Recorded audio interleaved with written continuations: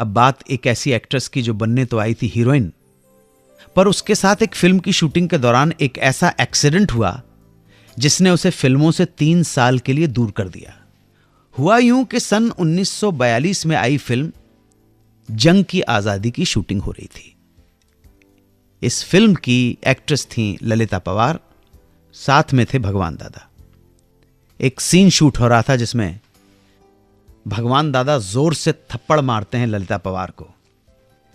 ललिता जी ने अपने इंटरव्यू में इस घटना का जिक्र करते हुए कहा है कि जब इस सीन को शूट किया जा रहा था तो न जाने भगवान दादा को क्या हुआ कि दादा ने इतनी जोर से वो थप्पड़ ललिता पवार के गाल पे जड़ा कि वो गश खा के जमीन पर गिर पड़ी और हाफ चेहरा पैरालाइज्ड हो गया।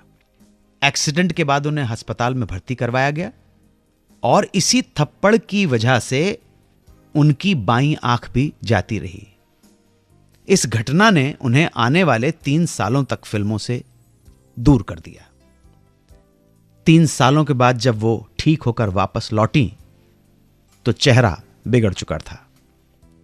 हीरोइन बनने का सवाल ही नहीं था, लेकिन काम तो करना था और काम चाहिए था, इसलिए स्ट्रगल किया तो उन्हें सिर्फ कैरेक्टर रोल ही ऑफर होने लगे और इस तरह लीड एक्ट्रेस बनने की चाह रखने वाली ललिता जी सिर्फ सपोर्टिंग कैरेक्टर में ही दिखाई देने लगी। ललिता जी कहती हैं कि इस घटना की वजह से उन्हें सिर्फ 25 साल की उम्र में अपने हम उम्र देवानंद, दिलीप कुमार जैसे हीरोज की मां के रोल करने पड़े।